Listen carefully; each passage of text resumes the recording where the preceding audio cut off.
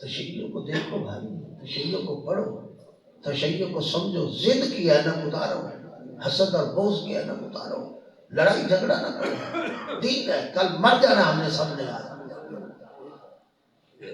قبر کے بعد پتہ چلے تو کیا فائدہ ہوگا کہ سچے کون تھے، جھوٹے کون تھے، حق پر کون تھے، باطل پر کون تھے، ظالم کون تھے اور مظلوم کون تھے۔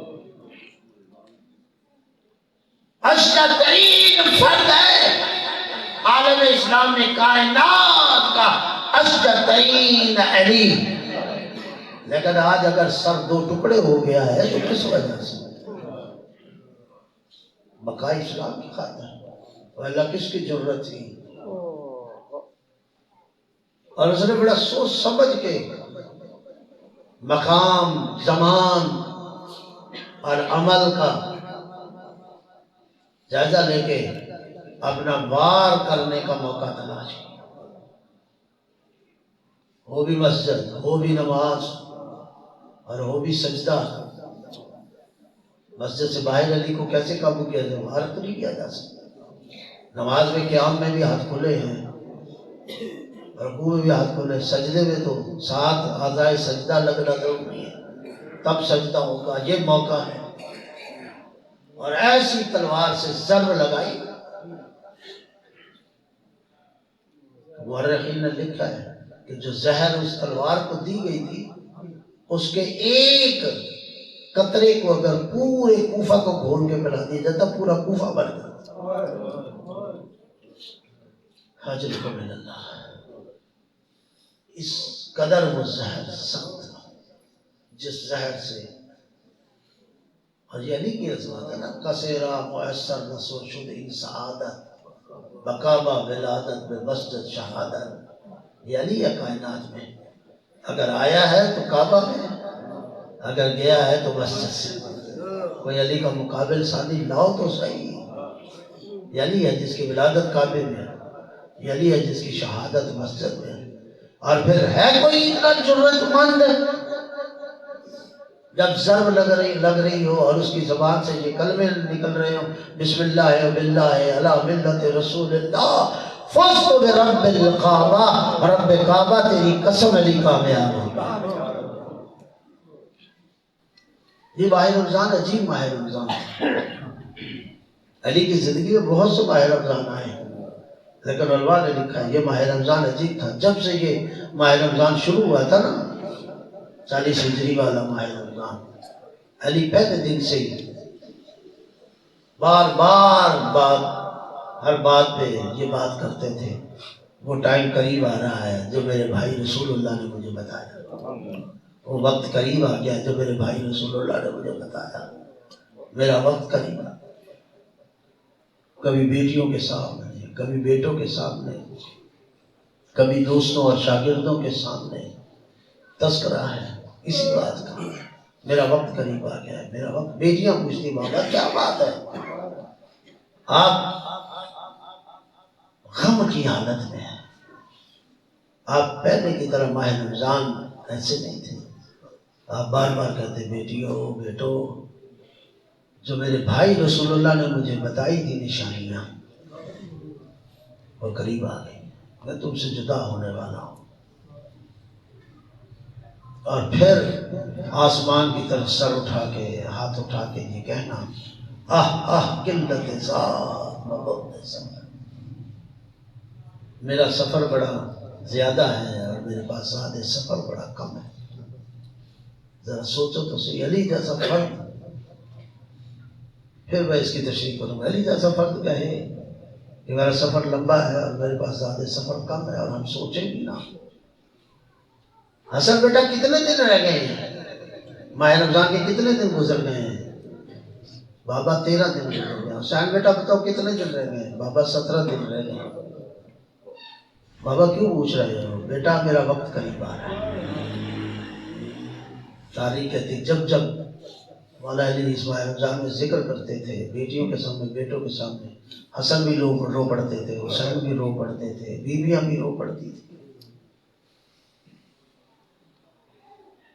یہ 19 ماہ رمضان کی شب آتی ہے نا، آپ نے علماء ذاکرین سے سن رکھا ہوگا کہ اس دن افطار اپنی بیٹی ام کلثوم کے گھر تھی.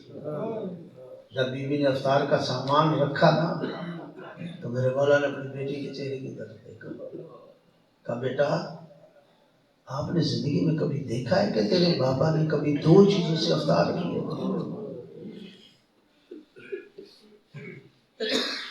ایک چیز اٹھا لو، بیوی نمک اور دودھ لے کے آئی تھی روٹی کے ساتھ. بیوی نے بڑھ کے نمک اٹھانا تھا، میرے مولا نے نمک رکھ لیا، کہ دودھ اٹھاؤ، تیرے بابا کو نمک سے روزہ افطار کرنا زیادہ مزہ.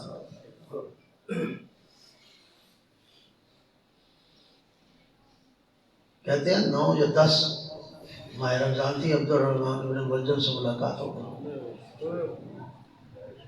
کہا تیرا نام کیا ہے؟ بتایا عبد الرحمن. تم میرے باپ کا نام ملجم ہے؟ جی میرے باپ کا نام ملجم. تو قبیلہ مراد سے ہے؟ جی میں قبیلہ مراد سے. مولا آپ کیوں پوچھ رہے ہیں؟ کہا مجھے میرے بھائی رسول نے جو نشانیاں دی ہیں نا. کہا تیری دائیا یہودی تھی؟ کہا جی. کہا وہ تمہیں کہا کرتی تھی کہ تیری شکل اور تو اس سے ملتا ہے جس نے ناکہ سالے کی ٹانگیں کاٹی تھی؟ کہا علی آپ سب جانتے ہیں؟ کہا میں جانتا ہوں، میں تو وہ بھی جانتا ہوں جو اللہ نے رسول کے ذریعے مجھے خبر دی ہے. کہا مولا کیا خبر دی ہے؟ کہا پوچھو گے؟ کہاں؟ کہا عبد الرحمن تیری تلوار سے میری داڑھی رنگین ہو گئی. تلوار سامنے رکھ دی. مولا آپ کہہ رہے ہیں، میں آپ کو جھٹلا تو نہیں سکتا، لیجیے میری گردن جھکی ابھی کاٹ دیجیے. مولا نے کہا جرم سے پہلے سزا نہیں. میں پڑھ رہا تھا، کسی نے کہا یا علی جب آپ کو یہ خبر مل چکی ہے اللہ کی طرف سے تو موقع اس کی گردن کاٹ دیں. تو میرے مولا نے عجیب جواب دیا. میرے مولا نے کہا مجھے اللہ کی طرف سے یہ تو خبر ملی ہے کہ یہ میرا قاتل ہے، لیکن مجھے یہ خبر نہیں ملی کہ میں اس کا قاتل ہوں.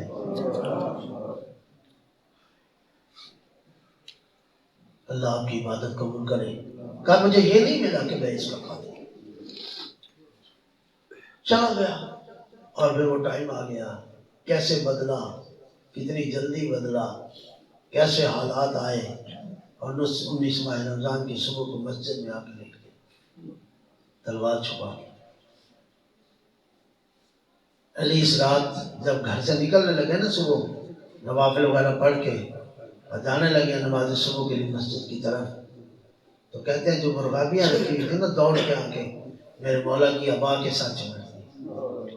زبان حال سے کہہ رہی تھی علی آج نہ جاؤ، آج آپ اگر چلے گئے تو آسمان کا رنگ بدل جائے گا. تاریخ نے لکھا ہے کہ علی نے اسی رات یہ وصیت کی تھی کہ میرے بیٹوں بیٹیوں یہ پرندے جو میں نے رکھے ہوئے ہیں میرا ٹائم آ رہا ہے، اگر ان کو غذا دے سکو دانہ دے سکو تو انہیں رکھنا، اگر نہ دے سکو تو انہیں آزاد چھوڑ لینا، یہ اللہ کی زمین سے اپنا رزق تلاش کرنا. علی کو اتنا فکر تھا پرندوں کا بھی. بہرحال پہنچے مسجد میں، گلدستہ اذان پہ اذان دی. یہ عبد الرحمن سویا ہوا تھا. علماء نے لکھا ہے باقاعدہ کہ اس کو سوئے ہوئے کو اٹھایا، اٹھ نماز پڑھ. جب علی اتنی خبریں دے چکے تھے تو میں کہوں گا یا علی اسے سویا رہنے دو. جب آپ خبر دے چکے ہو کہ یہ قاتل ہے آج سویا رہنے دو. عجب نہیں آواز ہے سمجھواری، بھلے میرا قاتل ہے میں تو پسند نہیں کرتا، میرا بھی ہوتا چاہے قاتل ہی کیوں نہ ہو بے نوازی نہیں ہونی چاہیے. اگر علی اپنے قاتل کو بے نوازی نہیں دیکھنا چاہتا تو اپنے محب کو بے نوازی کیسے دیکھنا. اٹھ نماز پڑھ. بہرحال محراب میں گئے اور جب سجدے کے عالم میں پہنچے تو اس ظالم نے وہ وار کیا کہ علماء نے لکھا ہے کہ علی کے سر کے 2 حصے ہو گئے. اور جب اس نے وار کیا نا تو اسی وقت چیخیں نہیں نکلی، چیخ بلند نہیں ہوئی، بلکہ فوراً جو میں نے نکلی بسم اللہ و باللہ علی ملت رسول اللہ فزت برب الکعبہ. رب کعبہ کی قسم علی کامیاب ہو گیا. زمین اور آسمان کے درمیان آواز بلند، ارکان خدا ٹوٹ گئے. قد قتل الامیر المومنین، علی ابن ابی طالب قتل کر دیے گئے۔ زمین اور آسمان کا رنگ بدلا، اور جیسے یہ آواز اٹھی نا تو علماء نے لکھا ہے کہ بیویاں اپنے کمروں سے نکل کے آ کے سینے خانہ میں آئیں، کسی کی زبان پہ تھا واہ حسنا، کسی کی زبان پہ تھا واہ حسینا، یا اخی، اخی حسن، اخی حسین، او میرا بھائی حسن، او میرا بھائی حسین۔ کہیں سے حسن آ رہے ہیں، کہیں سے حسین آ رہے ہیں، کہیں سے محمد حنفیہ، کہیں سے عباس، سارے جوان اکٹھے ہوئے، ذرا آؤ دیکھو یہ آواز کیسے۔ علماء نے لکھا ہے شہزادے گئے، جب مسجد میں گئے نا تو عجیب منظر تھا، کبھی علی دائیں گر رہے ہیں، کبھی علی بائیں گر رہے ہیں، اور پھر اپنے آپ کو بار بار سنبھالتے ہیں، اور کوفہ کی مسجد میں جو مٹی پڑی ہے اس کو خاک کو اٹھا اٹھا کے بار بار سر میں ڈال رہے ہیں۔ شہزادے آئے ہیں نا فوراً رو پڑے اور رو کے کہا بابا ہمیں کس نے یتیم کر دیا، بابا ہمارے سر سے کس نے سایہ چھینا ہے۔ کہا بیٹا صبر کرو، ابھی گرفتار ہو جائے گا، اور حسن بیٹا مجھے لے جانے سے پہلے میری نماز پڑھاؤ۔ اس حالت میں کہ سر دو حصوں میں تقسیم، پھر بھی کہا حسن نماز پڑھا، نماز وہی باقاعدہ جو تاریخ پڑھو۔ اور جب حسن نماز پڑھا رہے تھے اور وہاں نے لکھا ہے کبھی علی دائیں گر رہے ہیں، کبھی بائیں گر رہے ہیں، پھر سنبھال رہے ہیں، سال تو وہی تو تقسیم ہو چکا ہے۔ گردن کاٹنا چاہتا تھا، لگی ضرب سر پہ۔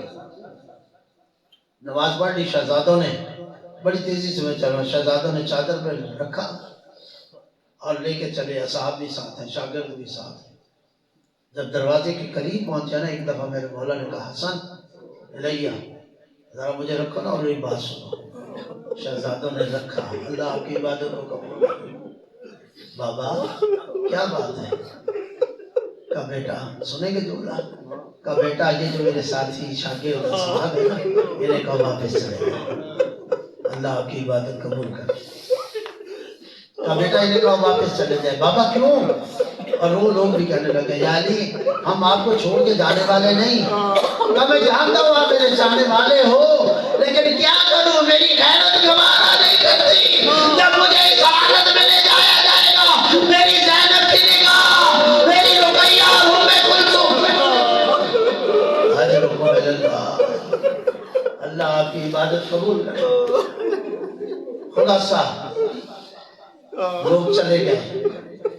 اب دوسری بات میرے مولا نے کی، حسن، حسین بیٹا، عباس، محمد حنفیہ، سارے جی دیکھو مجھے کھڑا کرو، میں نے پڑھا ذمہ داری کے ساتھ کہہ رہا ہوں۔ کہ بابا یہ آپ اس حالت میں نہیں ہے کہ آپ کو کھڑا کر دیا جائے، سر دھنک جائیں گے، بیٹا مجھے پکڑو اور مجھے کھڑا کرو، میں چل کے جانا چاہتا ہوں۔ کہ بابا کیوں؟ کہ اگر مجھے چادر پہ لے جاؤ گے تو میں اپنی بیٹیوں کا رونا برداشت نہیں کر سکوں گا۔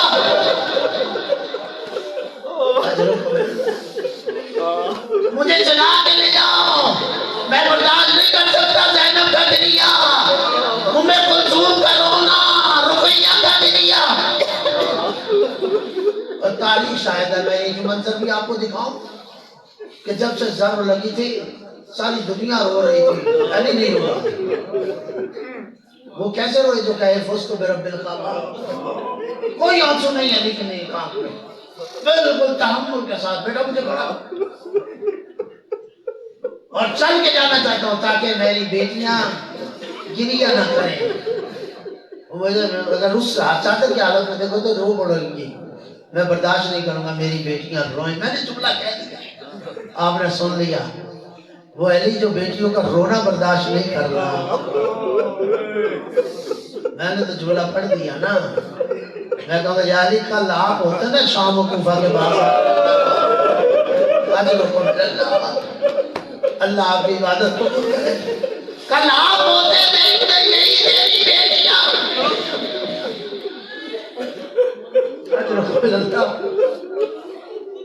جیسے جیسے علی چل کے پہنچے۔ لیکن تاریخ عجیب یہ چیزیں لکھ رہی ہے کہ جب کمرے میں جا کے لٹایا نا رخت خواب پہ بستر مرد پہ، ظاہر ہے جب لٹایا تو فوراً ہاتھ جو چھوڑے تو سر تو دو حصوں میں تقسیم ہو چکا تھا۔ علماء نے لکھا ہے بیٹیوں کی جیسی نکاح پڑی نا تو فوراً بیٹیوں کی چیخیں بلند ہوئی۔ کہتے بس ادھر زینب ام کلثوم کا رونا بلند ہونا تھا کہ بس علی کی آنکھوں میں بھی سمندر پانی کا آ گیا۔ علی بھی چیخیں مار مار کے رو پڑے، او میری بیٹی زینب، او میری بیٹی ام کلثوم۔ اجرکم اللہ، اللہ آپ کی عبادت قبول کرے۔ بس تھوڑی سی منزل جانا چاہتا ہوں تاکہ شہادت کا دن ہے اور عبادت آپ کر لیں۔ ہمارے ہاں گریہ عبادت ہے۔ دوسرا یا تیسرا دن تھا، کہتے ہیں امام حسین آئے باہر سے، میرے مولا اسی بستر پہ پڑے ہیں، نگاہ پڑی امام حسین سے۔ جیسی نگاہ پڑی نے کہا حسین بیٹا ذرا میری بات سنو نا، جلدی آؤ۔ دوڑتے ہوئے باپ کے سامنے آ کے کھڑے ہو گئے، سنیں گے؟ کہا جی بتا۔ کہا بیٹا تیری بہن زینب کہاں ہے؟ سنیں گے جملہ؟ کہا بیٹا تیری بہن زینب کہاں ہے؟ جب پوچھا نا بیٹا تیری بہن زینب کیا ہے، امام نے بتانے کی بجائے گریہ شروع کر دیا۔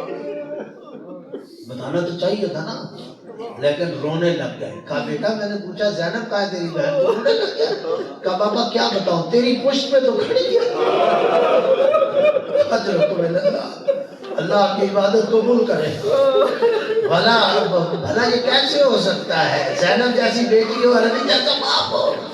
آج کی بیٹیاں باپ کو نہیں چھوڑتی، تو علی جیسا باپ رو پڑے، بابا تیری پشت پہ تو کھڑی ہے۔ میں نے مسائل پڑھ دیے، آپ نے سن لیا۔ جب کہا نا بابا آپ کی پشت پہ تو کھڑی ہے، فوراً کہا زینب بیٹا ذرا سامنے آؤ نا، زینب بیٹا میرے سامنے آؤ۔ بس اتنا کہنا تھا، بی بی سر جھکائے ہوئے آہستہ آہستہ قدم اٹھاتے باپ کے سامنے آ کے کھڑی ہو گئی۔ جی بابا، جی بابا، سنے کے جملہ؟ جب کہا نا بی بی نے جی بابا، تو میرے مولا نے کہا زینب میں جانتا ہوں تو بڑی اچھی تلاوت کرتی ہے، تو بڑا اچھا قرآن پڑھتی ہے بیٹا، تو بہت اچھی تلاوت کرتی، میں جانتا ہوں۔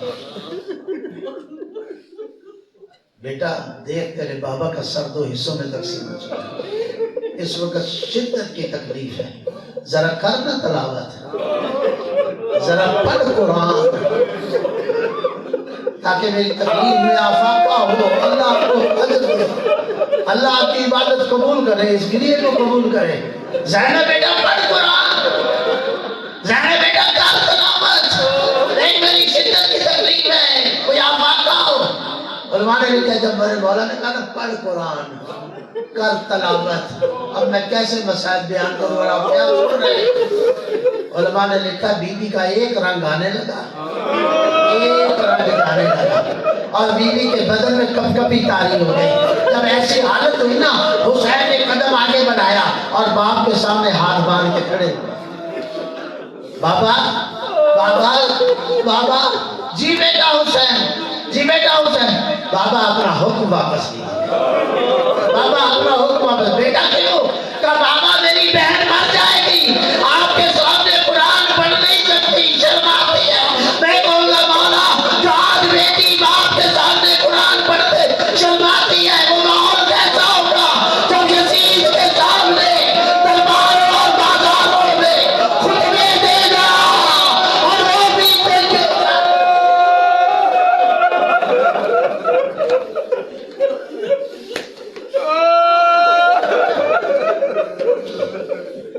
مولا علی آج آپ اتنا برداشت نہیں کر پا رہے، مولا حسین آپ اتنا برداشت نہیں کر پا رہے، بابا اپنا حکم واپس لیجیے، میری بہن شرماتی ہے۔ ذرا اندازہ تو لگا جو باپ کے سامنے قرآن نہیں پڑھ سکتی تھی، اسے ننگے سر یزید کے سامنے خطبہ دینا پڑا۔ یہ عجیب مناظر تھے، یہ تو سجاد تھے نا۔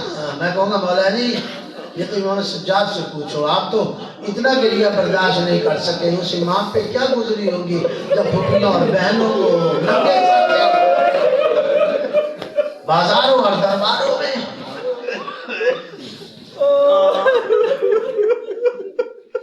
یہ سجاد کا ہی صبر تھا۔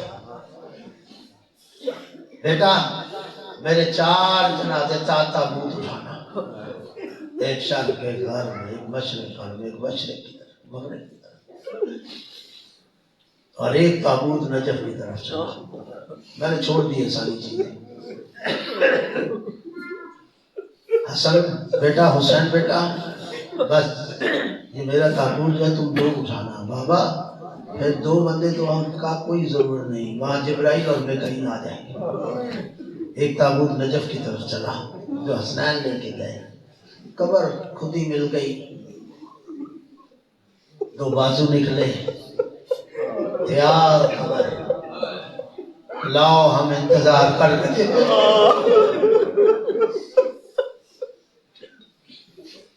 آج علی کی قبر تیار ہوئی نا،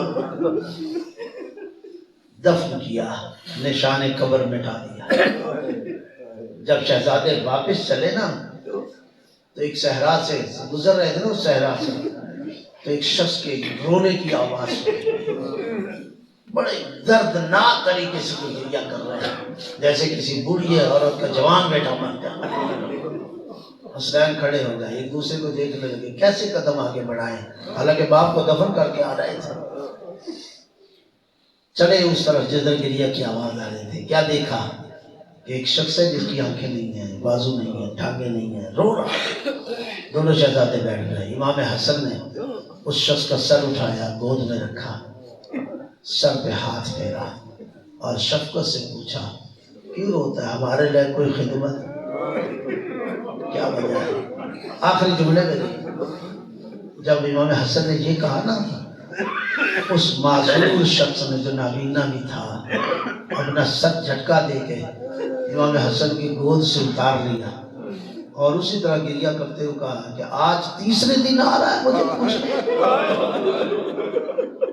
تجھے پتا تھا تیرے علاوہ مجھے کوئی پانی پلانے والا نہیں، کھانا دینے والا نہیں، آج 3 دن سے میں بھوکا ہوں، مجھے مرنے سے جانے دیا ہوتا پہلے دن، روزانہ تو مجھے پانی پلاتا ہے، کھانا دیتا ہے، آج 3 دن ہو گئے، آج آیا ہے۔ جب یہ کہا نا تو امام حسن حسین رو پڑے۔ میرے مولا حسن نے کہا اے بندہ خدا، میں تو پہلی دفعہ آیا ہوں، میں تو پہلے کبھی نہیں آیا۔ کہا اچھا تو پہلی دفعہ آیا ہے؟ کہا پھر وہ کہاں گیا ہے؟ تیرا لہجہ تو اسی کی طرح تھا، تیری آواز بالکل اسی کی طرح ہے، وہ اسی طرح میرے سر کو اٹھا کے اپنی گود میں رکھتا تھا جیسے تو نے رکھا ہے، ایسے ہی میرے سر میں شفقت کا ہاتھ پھیرتا تھا جیسے تو نے، ایسے ہی وہ حال پوچھتا تھا جیسے تو نے پوچھا ہے۔ بس سمجھ گیا اس حسن اور رو کے کہا ہاں میں سمجھ گیا، وہ کوئی اور نہیں میرا بابا علی ہے، ارے 3 دن پہلے سرب لگی، آج ہم اسے قبر میں دفن کر دیا، جیسے ہی پتا چلا نا وہ کوئی اور نہیں علی۔ رو پڑا وہ معذور شخص، کہتا مجھے تو نہیں پتا تھا میرا مولا علی مجھے روز پانی دیتا ہے، روز علی کھانا کھلاتے ہیں۔ امام حسن نے بتایا اس طرح ضرب لگی اور آج دفن کر کے آ رہے ہیں ابھی ابھی۔